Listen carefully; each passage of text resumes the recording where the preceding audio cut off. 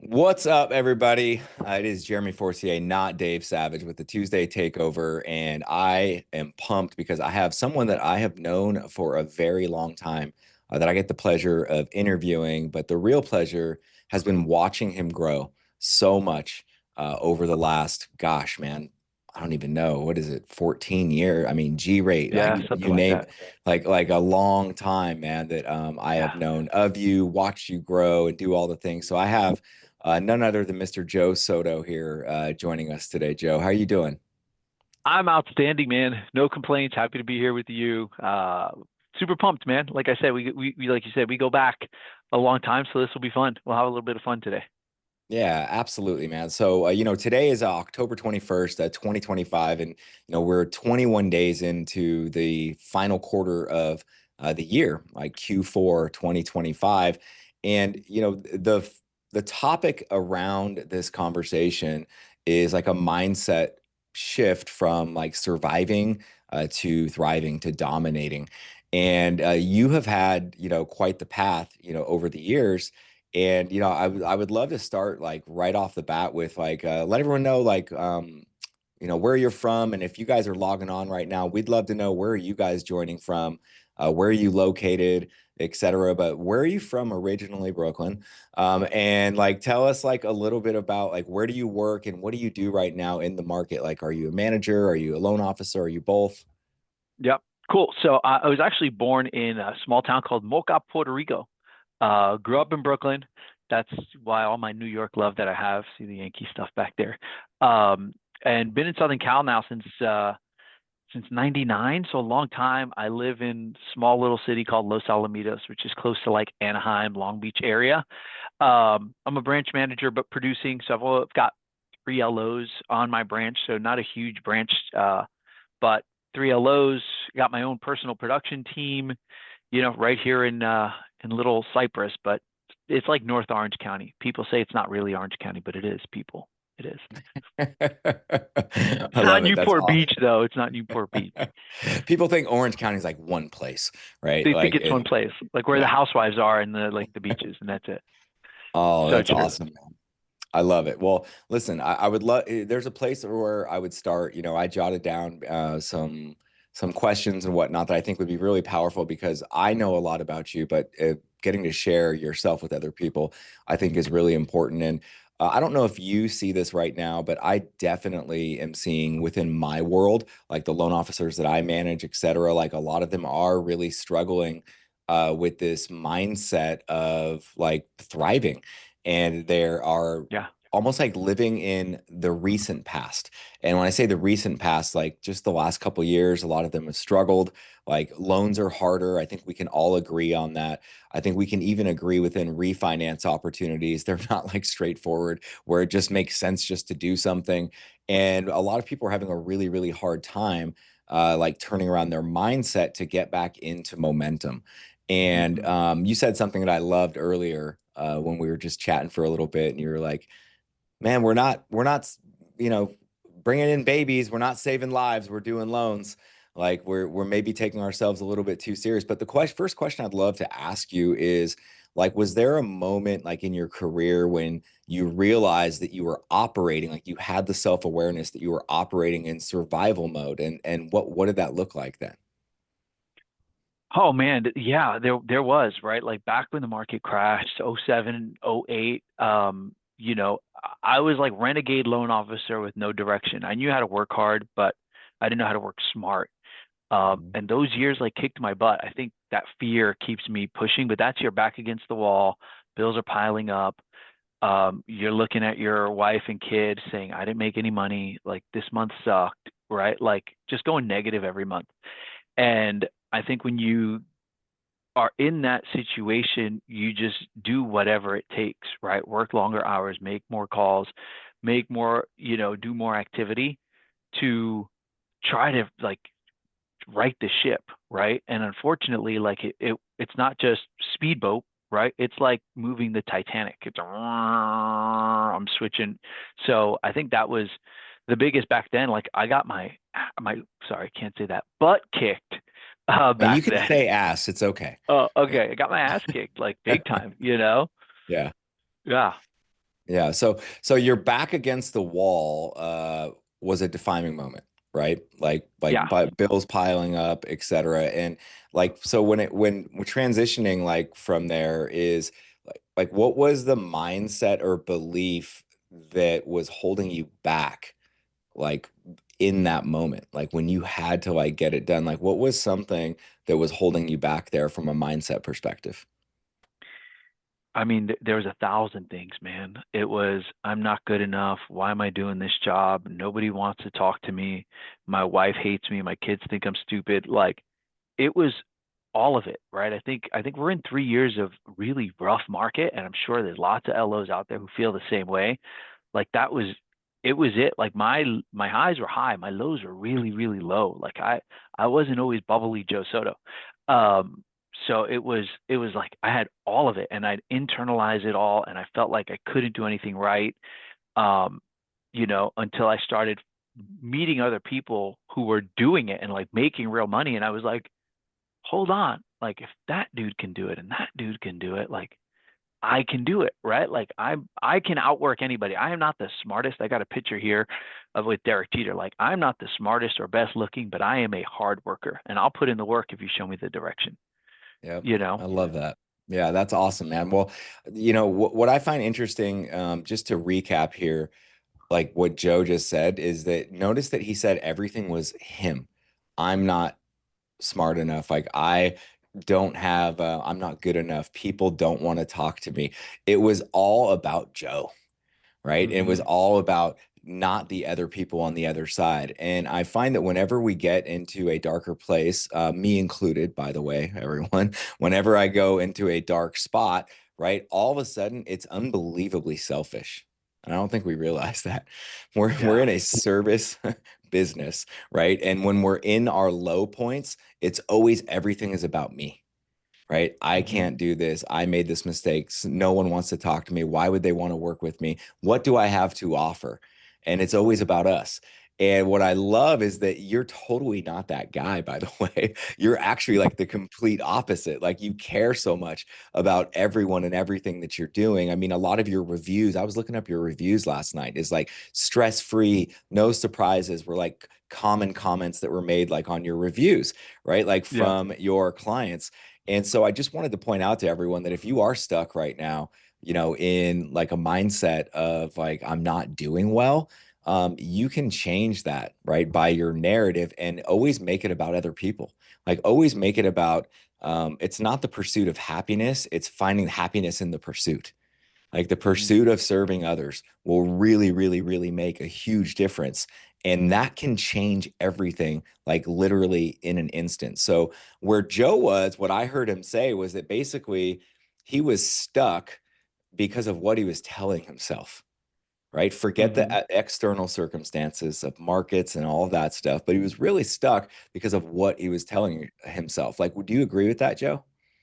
Yeah, totally. I was in my own head in the worst way possible, man. I was my worst nightmare. I lost the fight before I even got out of bed because mentally I was down, you Yep, know? 100%, man. Well, what did you stop doing that allowed you to shift from reacting like to leading in your business? What did you stop doing?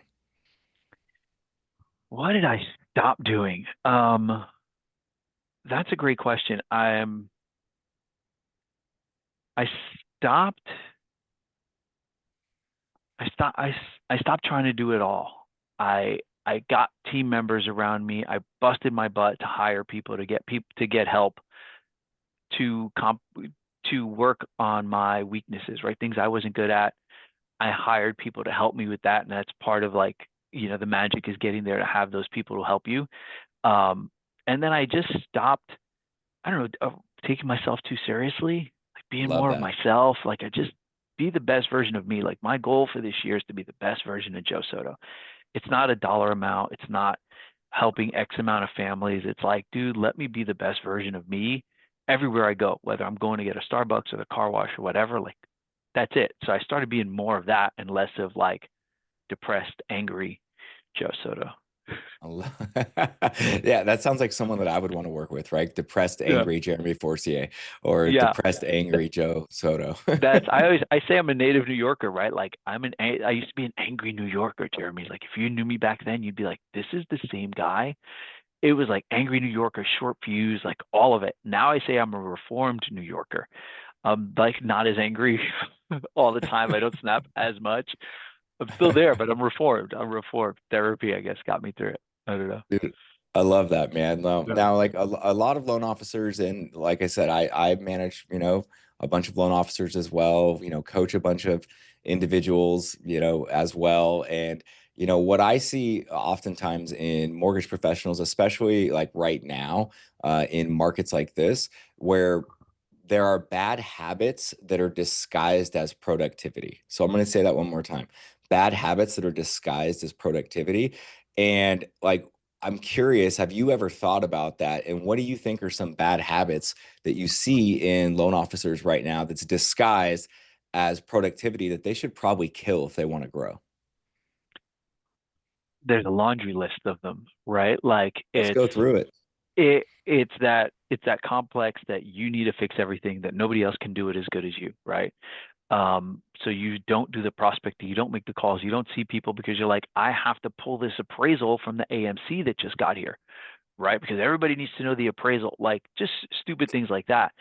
We just look for reasons to not do the hard shit.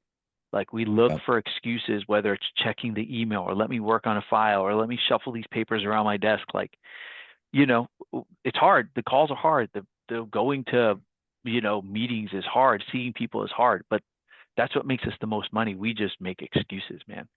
Like Yep. we'll do anything. I'm the best at, you know, uh, following up on a VOE, like stupid stuff, right? You're like, really? Like, do you even know how to do that? Yep. But So but that's so who I like am. what I'm hearing you say is that it's productivity like isn't created equal in all activity, Mm-mm. right? And so everyone can be really, really busy all the time. But the question that I always ask myself, and I'm pretty hard on myself, is what am I busy doing? Like, busy doing what? Am I Mm-hmm. busy doing the right things? They're going to help grow my business and make a really big impact. Or am I just busy being busy? And I find that most people are just busy being busy, right? They're just busy being busy. Like they don't need to micromanage every single like detail on every loan every single day. A huge habit that I see that I hope for all of you that I'm helping a lot of people right now is they have their whole pipeline up like all the time every day. I have two individuals that I'm helping right now, literally. And I'm like, you don't need to have your whole pipeline up every day because it makes you think you have way more to do than you actually have to do. There might, Totally. yeah, right. There might be like five calls you have to make in that pipeline, or there might be like a few things that you have to do and accomplish on any given day within any given loan. But to have every single one up all the time is going to make you feel like you literally have a million things to do. And we don't Mm-hmm. at the end of the day. So making it easier, and that transfers into your team as well. Like you have a team of people that Mm-hmm. help you. And imagine if like they thought they had to go through every single detail of every single loan every single day. That would Yeah. probably feel like a little bit overwhelming to them, wouldn't it? Yep. So 100%. yeah, so that is a habit that I have learned that I had to kill in order to produce at a high level, still have time for myself, and be able to do all the activities that I need to do. So if there's one bad habit that's described as productivity, I would say thinking that you need to review every single loan and lead every single day. That is a really, really bad habit that's disguised as productivity. Now, let's talk Mm-hmm. about right now in your business right now. So that, Yeah. it's the fourth quarter, like we said, rates are have come down, quite a bit. Yes, they're still in the sixes and all that good stuff, but they are definitely a lot lower. What are you seeing in your market, in your pipeline right now, as far as type of interest? Has it gone up? Has it gone down? Are you seeing more people want to make offers on purchases? Let's talk about that, and then I'll ask you about refinance opportunities after that. Yeah, for sure. So our market kind of slowed a little bit, right? I think Southern Cal has been pumping in this area, multiple offers, still really motivated clients. I think you're seeing people that are like, wait, there's definitely a slowdown in activity for Yeah. sure. Homes are sitting on the market longer. Like, homes would go on the market and be sold in a weekend. Like now we're seeing 35, 37, 50, 60 days on market, which we hadn't seen. So more homes sitting on the market. Agents are learning like, oh man, I don't just stick a sign in the ground and it sells, right? So, which is a good opportunity because now you can have conversations with these agents about, 2-1 buy downs, how we can do a 2-1 buy down and a free refi. Hey, do you have any clients that were pre-approved for less that now can get more? Like you can just have conversations with those agents where before it was like, nope, I just put the sign in the ground and it sells, you Yep. know? Yeah. So you just got to work Interesting. harder. You just have to work harder. And you're talking specifically about realtors right now. So I love that. And what's interesting to me is that here's something else that's disguised sometimes as a challenge. I think that's a huge opportunity. And you just said this, like, great clip, by the way, is that whenever there's pain that you can help someone else solve, you are more valuable, right? So Mm-hmm. whenever there is a pain, like in this example, your market, there's been a slowdown, right? So a slowdown is the actual opportunity. The slowdown is where we can actually come in and be valuable and help people. So you said, show people that they can get pre-approved for more. You said 2-1 buy down. And if you're in different markets all over the country, we all experience this same thing at different times that we Mm-hmm. do. There's different timing factors in different markets. Like my market has been unbelievably slow for like the last year and a half, 18 months. And now it's like picking up again all of a sudden, right? It's still the same challenges, of course, affordability, things like that, that we're having to solve. But I love that you're having to help people solve problems, especially your real estate partners. So, Mm-hmm. what does that look like for you? Like, what are the specific conversations you're having with them? How are you showing them that you can help them actually sell more houses or get more buyers into contract? So we're talking, I mean, specifically, it depends. So I tee it up differently depending on the agent, right? So my conversation will usually go, do you work more with sellers or buyers? What I've learned is I want to be proactive. I know the objections are coming, right? Like we know that's the same. If you come in talking about a grant program, they're like, I work mostly with sellers. If you come in talking about bridge loans, they're going to say, I work mostly with buyers. So you got to start, right? Like you have to start by what do you work with mostly? And then they tell you it's crazy. And then once they tell you, you give them the solution. Oh, you work mostly with listings. Oh my goodness. Here's what we've been doing to help our clients get their listings sold. We're educating the clients on how a 2-1 buy down works with the free refi after, showing them what the cost is, what the savings is. We're also talking about bridge loans. Are you talking to your seller about bridge loans? Because if they buy the next house and they're in contract on that next house, they are super motivated to sell. When you have to have that price improvement conversation with them, they don't want to have two mortgages. Like the motivation inherently goes up, right? And the agents all say the same thing, right? Well, those are so expensive. Well, what if I told you I have the cheapest bridge loan in the market? Well, how Right. much does it cost? Let's meet and I can show you, right? Right. And I kind of have that conversation. I know you're going to want me to email it to you. I can't email it to you. You're going to delete my email. So how about we just get together for 15, 20 minutes and I show you exactly how it works so you can pitch it to your client. Interesting. So you won't actually tell them, send them the information via email. Maybe that's a note that I need to write down for myself. So go into that a little bit more and give me an example of a No, situation where that worked out for you. dude, so it's been working a lot actually. But I literally like, dude, the elephant in the room, man, right? Like we know how the conversation's going to go. You tell them about the great product, and what do they say? I'm so busy, email it to me. And they're never going to look at your email, right? Like, have you ever had somebody call you back and say, Jeremy, that was a bomb email. I Yeah. used it. Yeah. They don't. So what do I say? I'm like, hey, Jeremy, as we're having the conversation, look, we've got this great bridge loan program. It's perfect for your sellers. I know I could email you the information, but the reality is you're not going to read the email. You're probably going to delete it and you're not going to understand it if you open it.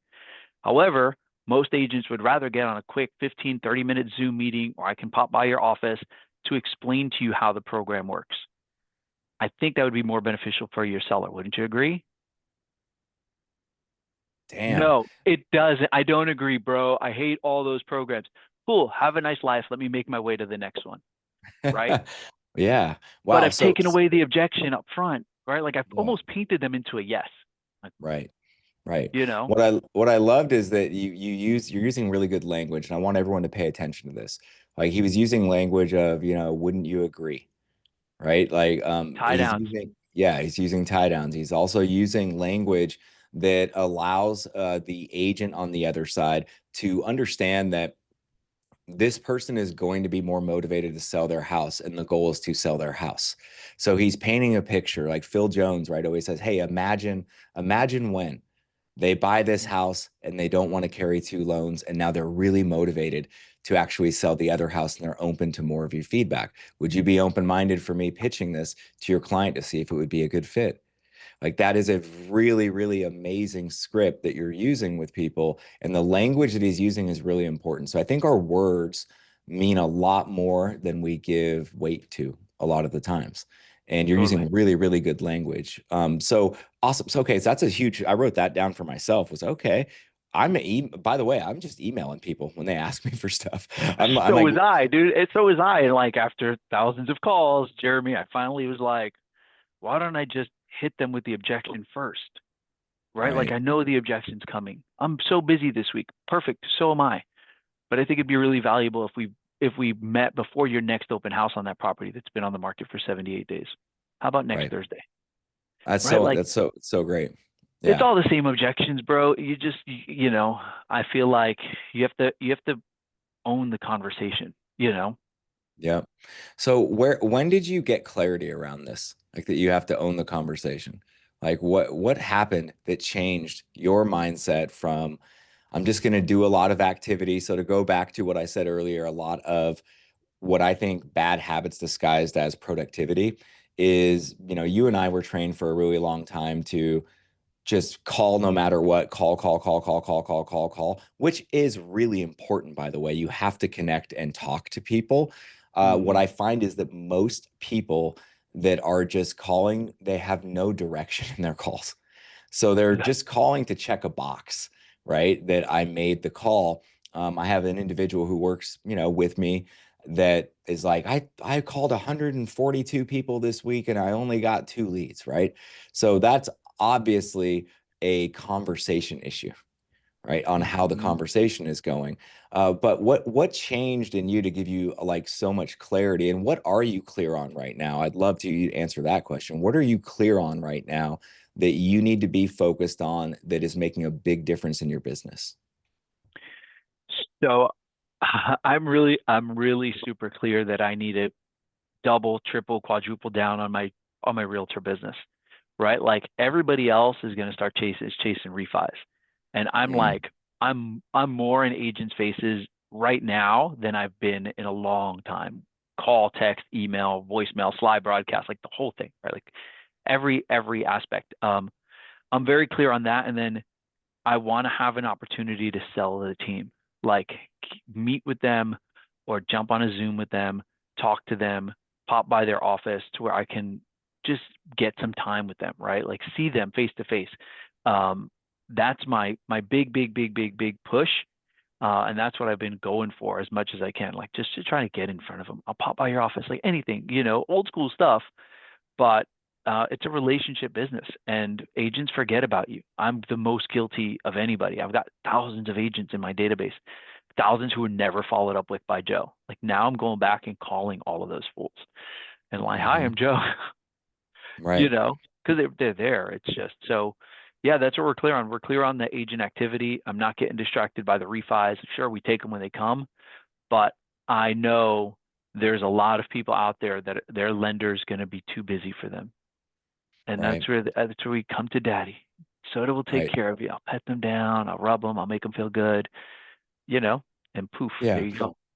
I would love to know. So you said you're following up with more agents than ever. So what is your ratio right now of people that you're following up with that you are in a relationship with versus trying to establish a new relationship? And how do you organize that?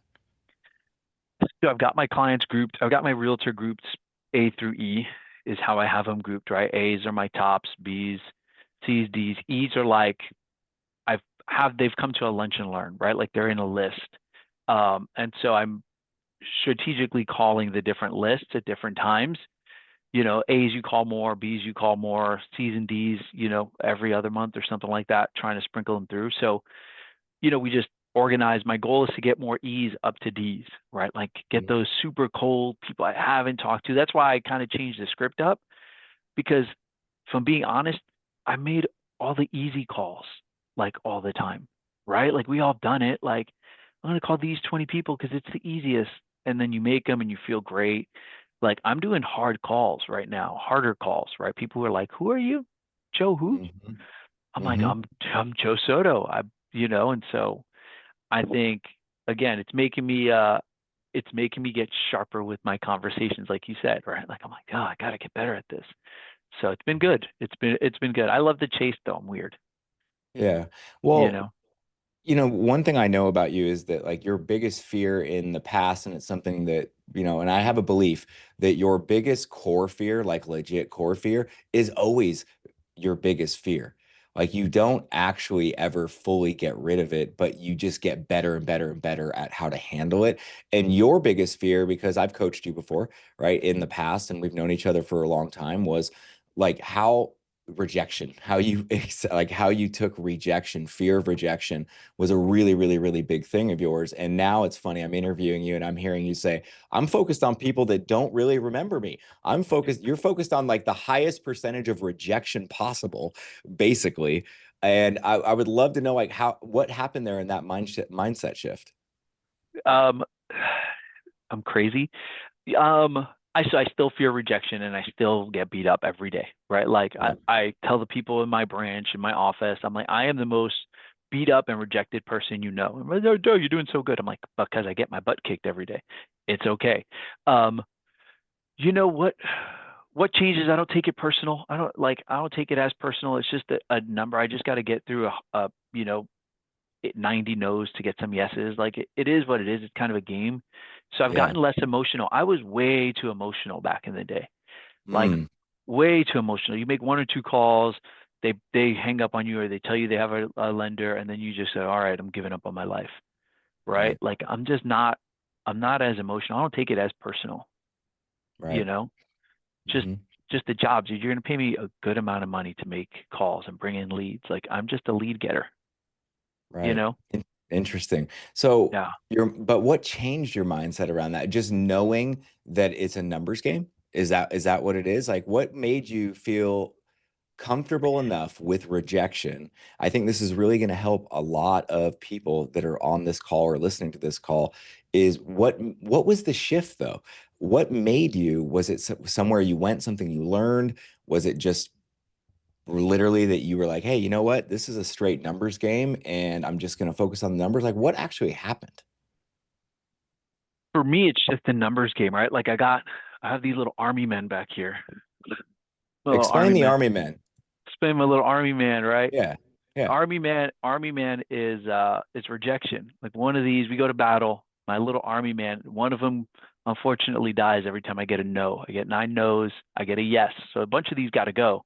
Um, in order to get a yes, right? Like you just got to be okay with the no's. And the no's aren't like I hate Joe. I used to take it like when somebody would say no, I'd be like, dude, they hate me. Like I don't Right. understand. I'm a good guy. Like Yep. people really like me, and I took that so personal. And now I'm just like on to the next. And I realized part of what's helped me with that, if I'm being honest, is when I look at all of the agents out there, there aren't many in my area who can send me a boatload of deals, right? Unless they want me to pay a giant Zillow marketing budget. Yep.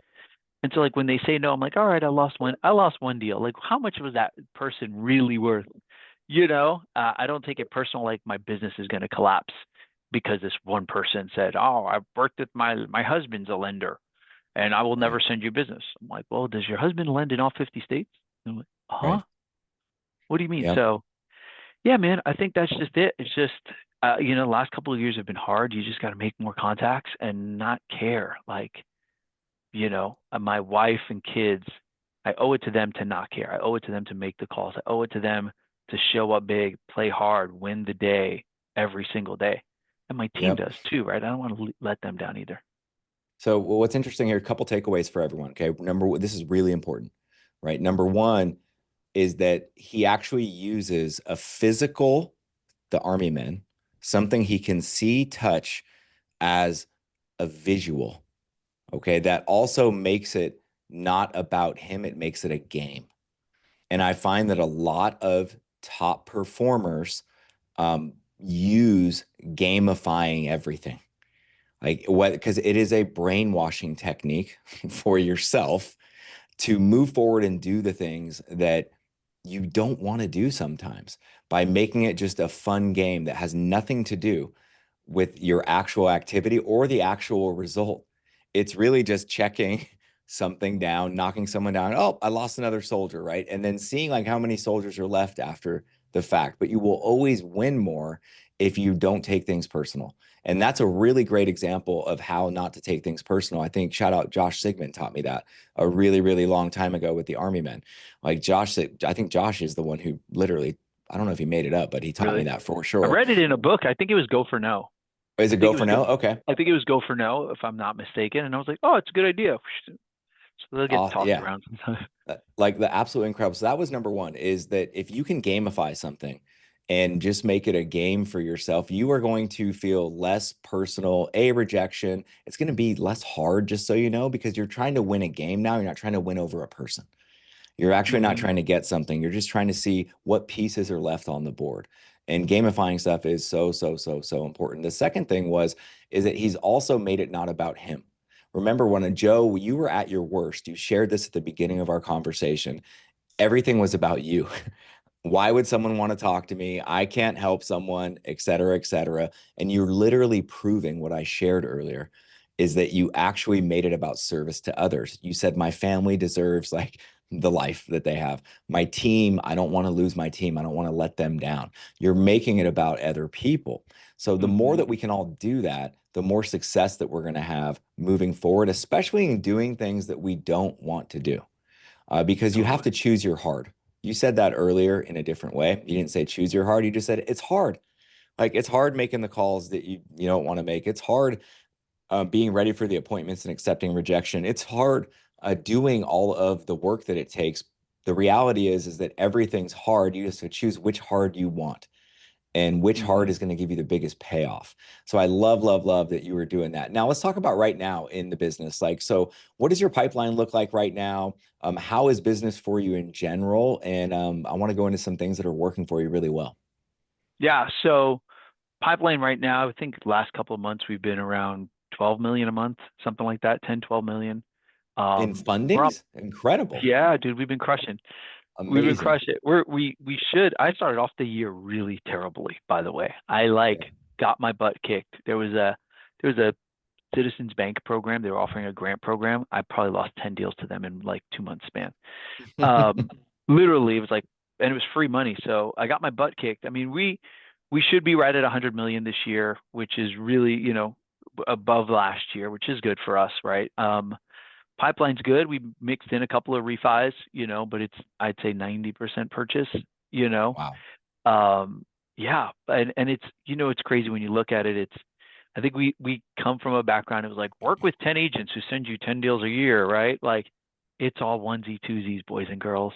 Like all of my fundings, and you can look them up. All that information is public, right? It's all onesie twosies, So it's just massive action, massive outreach to lots of agents to get their onesie twosies.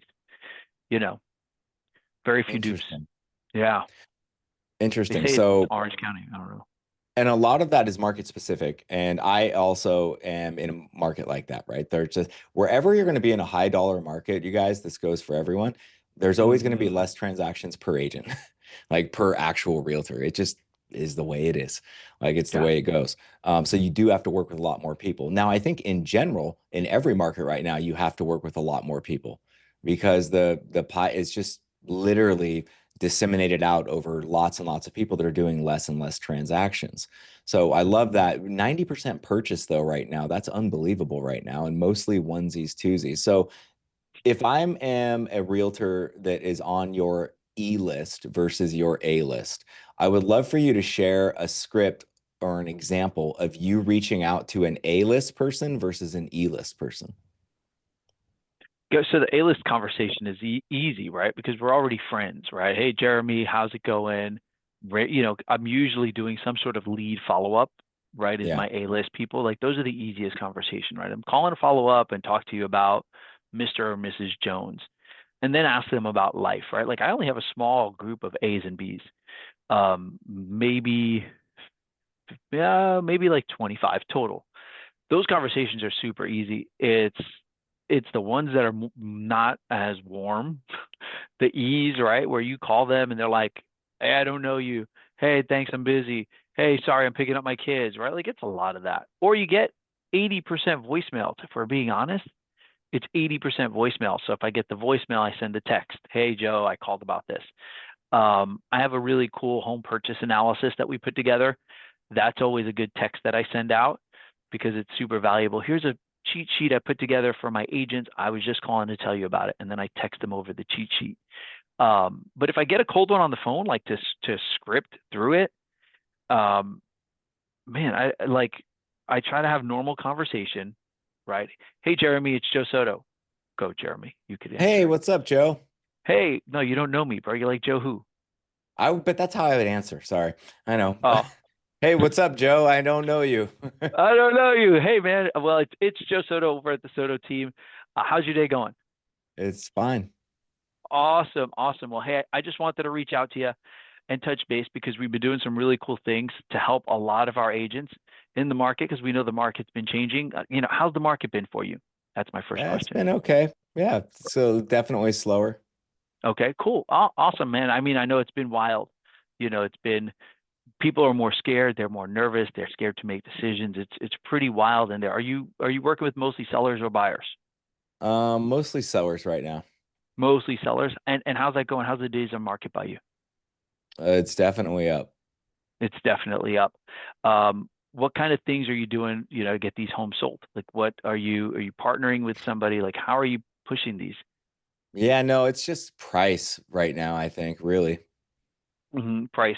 We help a lot of our agents who have stale listings, the homes that are sitting there for a long time, because we don't want you to get to the 6 month mark, right? Like 6 months, we might be canceling that listing agreement. And so we've been doing a couple of things with temporary buy downs. We've been doing some things with some buy before you sell programs specifically for your seller.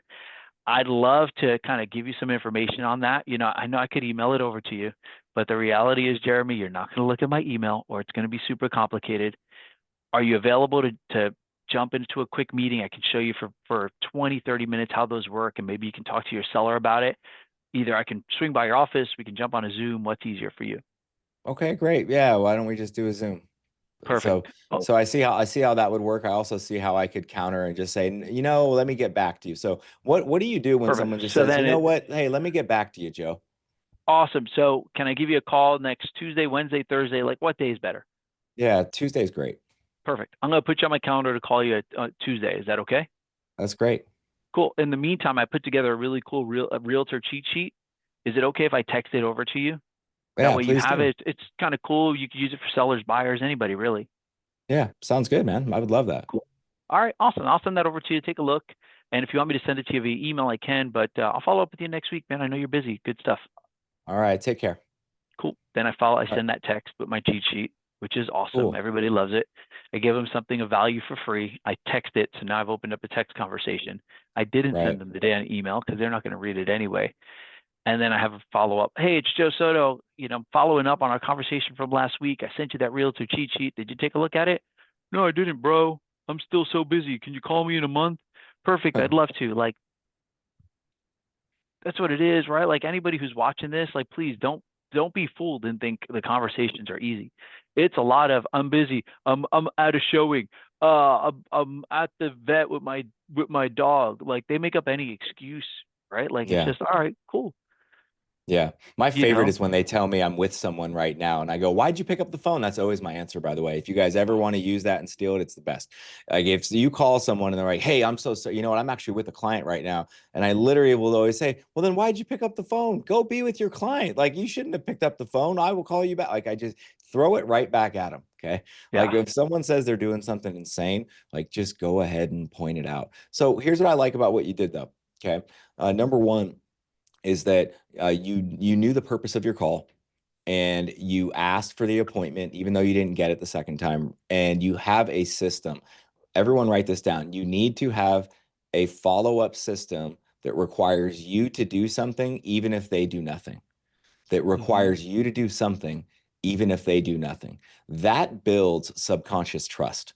That literally builds subconscious trust. If you were sending people stuff, like I sent, a big agent team video, text directly, gifts like a handful of times over 4 years, like over and over again, would follow up. They would never return my calls, et cetera, until one day they ran into me right at a father-daughter dance. I had no idea who the person was, what it even looked like. And they were like, "Are you Jeremy Forcier? I got to tell you, right? I'm so sorry. I never return your calls, but I tell everyone that you were the most on it loan officer." And then I had an in, right? And we work together now, like because Wow. of all that follow up. So what he's doing is he's building subconscious trust. Super, super important that you all realize that you're just making deposits. You're just making Mm-hmm. deposits into a trust bank account with this individual, and you don't know when the withdrawal is going to happen, but you have to decide if the person is worth it or not for you to keep depositing over time. So I Yeah. love what you did there. You have a system. So everyone should write down, I need a system for follow up to pursue people that are disengaged. Right. And so these are Mm-hmm. for the in his process, the E agents, like the ones that he doesn't really know. They're cold at the end of the day. We had a really good Yeah. question actually in here, Joe, actually about this. And the question was like, you do so much business and you work with a lot of different agents. Like, why don't you just get introductions that are warm from your current agents, like to other people?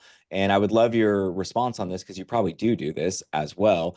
But I would love to know like what you think about this concept. Um, well, if I'm being honest, Mr. Mike, I don't ask enough because I think I'm really likable and people will just connect to me. That's a lie. That's not true. It doesn't happen. Um, I get connections, but for me, I'm really like if you look at the numbers in my market, it's a numbers game, right? Like I need to contact more people. So yeah, I just started like this last probably 3 or 4 months, no, maybe like 4 months of calling those people that they came to a lunch and learn in 2017, Right. but they've been in my CRM forever, right? Like I'm like, hey, you came to my raving fans class I did in 2017. They're like, huh? I'm out of the business now. I'm a stay-at-home mom. Like I don't know. Sorry. How old are your kids? Are Right. they old enough to buy a house? No, Right. they're 8 and 4. Like whatever. I just wing it, bro. So yeah, I mean to answer the question, like I could get some warmer referrals from agents who already know me, um, but it's not enough, right? Like I'm a hungry hippo right now. Like I'm just trying to get more and more and more, and just people who know my name. Like the reality is, like a good agent maybe can send me 1 or 2 deals a year, right? Right. Like I just got to be top of mind. Otherwise, they won't think of referring me, and they'll refer Mike Road, and I don't want that. Sorry, Mike. Right. Right, right. Very, very interesting. Okay. That is a totally different take than I would have expected in the way that you answered, but I love it. Yeah, I'm One thing not, I, dude. I think I'm really likable. Like, here's the thing. I think like people like Joe Soto, and we do a great job, and they will refer me.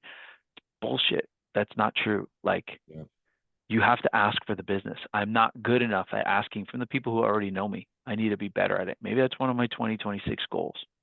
yes, 100%, man. So if I could give you any encouragement personally, Joe, as a coach, it would be, dude, make a list of all the people you've done a transaction with in the last 24 months and call them and tell them you want to work more with them and that you have done a bad job of asking for business, but you want to ask them for more business. Does that Hmm. make sense? I've Yeah. done a bad job about asking to work with you more because it's just an assumption. Like, I want to ask you for more business. I want to work with you more. Like, what can I do to help you? What can we do to work together more? I think you're going to be shocked as to how many more referrals that you will get just by doing that.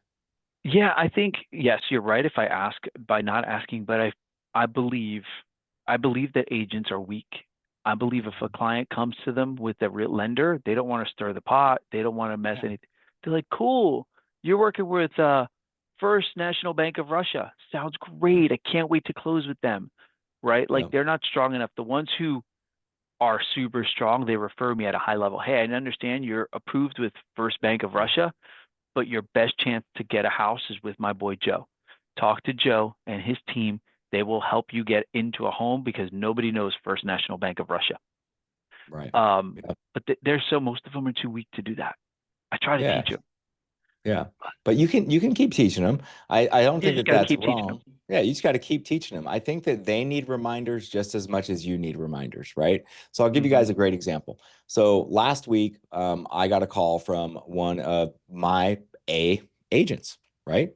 And he gave me a buzz and he was like, "Hey, I got like this deal. That was supposed to be all cash, and then now they said they're getting a loan. I got it into contract because they said they could close in 10 days." And of course, my initial instinct selfishly was like, this is why I tell you, why don't you introduce me to every client up front? That was my internal, right? But then I had to pause that thought and just stop because you have to move on. So Joe is right in the sense that this is a great example. This is an A agent, okay, who is like, Mm-hmm. what can you do? How fast do you think you can close? I know nothing about this client, by the way. I've never talked to them. I don't know what their situation really is.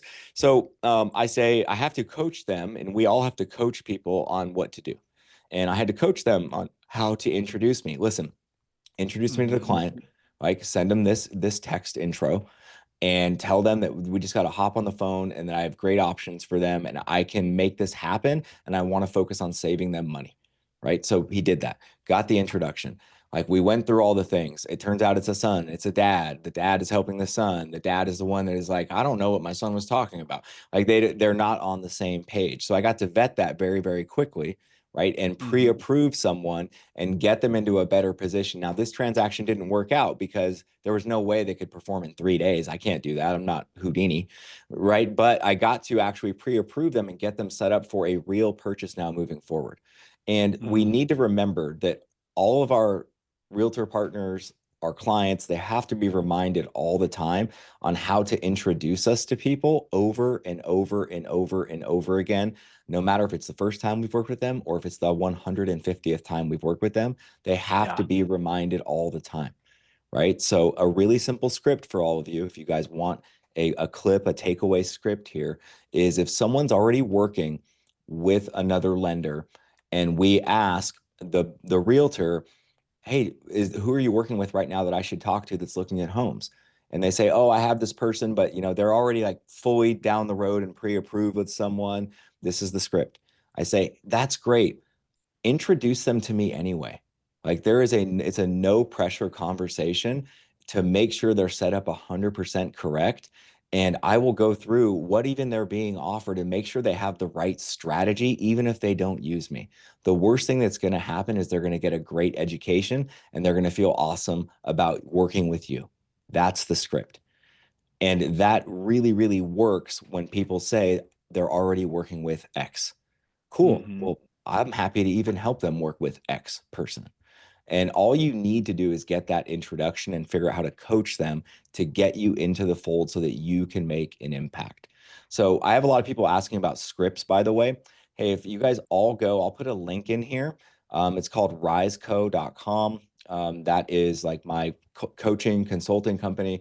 If you just click on it and then click the enter button, there's a link tree that has a link to 50 scripts that I've created. There's 10 for 5 different categories, like current clients you're working with, realtors you're in relationship with, realtors you're not in relationship with, et cetera, et cetera. I'll put the link in here. Feel free to go there. It's free. You can click on it, download it, and you're good to go. So go ahead and use that. Yeah, it goes for you too, Joe. A lot of people, Joe, are asking about your um, cheat sheet, by the way. Is that something that you would be able to share with everybody? Yeah, I can share. I'll send it to you guys so you can post it on the YouTube page or wherever you post it. Yeah. Okay. All right. Great. That's awesome. So 90% purchase. Let's talk about refis. Are you proactively reaching out to refinance opportunities in your database, or is that something that you are just waiting to come to you and people reach out to you? No, I'm not proactive enough actually. No, I've got a list. I'm not super proactive. On a one-on-one. I'm more of like, hey, I'll drop a voicemail or send a text to the clients or send an email. I'm not calling them, but we've got great systems to run the numbers really quick. So we are looking at them. My team is looking at them, as we can, try and identify which ones are ready and which ones are not. But my main thing is just an email or a text. Hey, by the way, we're watching you. We have like a refi watch list group of people, and they get a text, they get an email every week and a text every other week from me about the market. Here's what the market's doing. We're watching your loan. Here's where we're Right. at. So I do both. I do those refi and text, but I'm not actively like calling them every day, going, "Hey, Mr. Jones," Yeah, well, I mean, you that's know, a process, but you are actively reaching out to people that it 100%. makes sense in order Yeah. to actually refinance. And then when they respond, right, then we have a flow. Okay, great. Send me the mortgage statement. Cool. They'll send me the mortgage statement. We run the numbers. We put it in MortgageCoach, and we either set up a call or send them the information on MortgageCoach, and then they pick, hey, I want to go with option A or B, right? Right. Yep. And that's kind of how we're doing it. That's awesome. Like if everyone wants like a really simple tip, and I'll provide this this template for any of you all to use. I saved it in an email signature. And what I've been doing is I'll just share my screen and show you right now is I've been going through and snipering clients that it definitely makes sense to refinance. And this is the simple like template that I'm using. And it just simply reads like, I promised I would let you know when the time was right to refinance. Well, that time is now. After reviewing your numbers, I'm confident we can save you big money with little to no cost. Here's the best part. I can pull your file from your previous loan so you won't need to fill out any new paperwork. I'll prepare a custom presentation with a couple of refinance options tailored just for you. All you need to do is reply to this email. I'll handle the rest. No pressure, no commitment, simply an opportunity to review your options, see how much you can save. Would you like me to get started on preparing your refinance options? Like this has been money for me. This has helped me generate 29 new loans over the last 2.5 weeks by simply Yeah, it's going really good. through. And so one thing I want everyone to understand about why does that work so well, a lot of it is in the setup originally, by the way. I tell people when we're working with me that I'm always going to be monitoring interest rates for opportunities for them, right? So it's already subconsciously in their brain, right? That, oh, Hmm. so I reference that like in the email. I also, if you notice, made it really simple for them to just respond. I told them, all you have to do is reply here. Would you like me to get started on your options? 80% of people are like, yeah, that sounds great. Go ahead, set Hmm. up the file. That sounds awesome. No commitment. Say, yeah, let's do it. So Yeah. making it really easy. We are in a culture of convenience. I want everyone to understand we are in a culture of convenience. So whenever you are reaching out to a past client or a prospect or a current client or a real estate agent partner that's an A, B, C, D, E, F, G, H, I, J, K, whatever they are in, you have to remember that it has to be convenient for them. It has to be easy Hmm. for them to say, yes, that sounds great. No, that sounds Yeah. great. So like make it really, really convenient for them as well. So, Hmm. okay, cool. So you are looking at refinance opportunities, and it sounds like you're doing a mortgage coach TCA every single time. Yeah, and I have a similar email like yours. I call it snap, send, save. Snap a picture of your statement, send it over. We'll tell you how much you can save. Right. Kind of how but very similar. I like yours too. Awesome. Trying to keep it simple. Yeah, keep it really, really, really simple. So we're coming up here for like the last 5 minutes and whatnot. And I would love to know, like for you right now, you said in the market you're really crushing it in. It sounds like newer agent relationships, which is impressive. Like what is something that you were seeing frequently though that you are absolutely dominating in from a loan conversion standpoint? Like what are you dominating in from a loan conversion standpoint? Because I think a lot of people get leads, a lot of people get people into contract and then they lose them.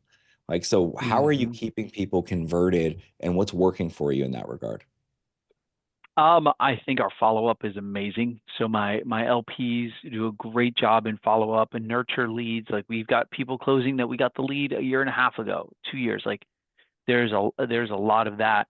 But there was a gap from pre-approval to contract, right? Like that was a gap for me, and I was like, why am I losing people? They did all these steps and then we lose them.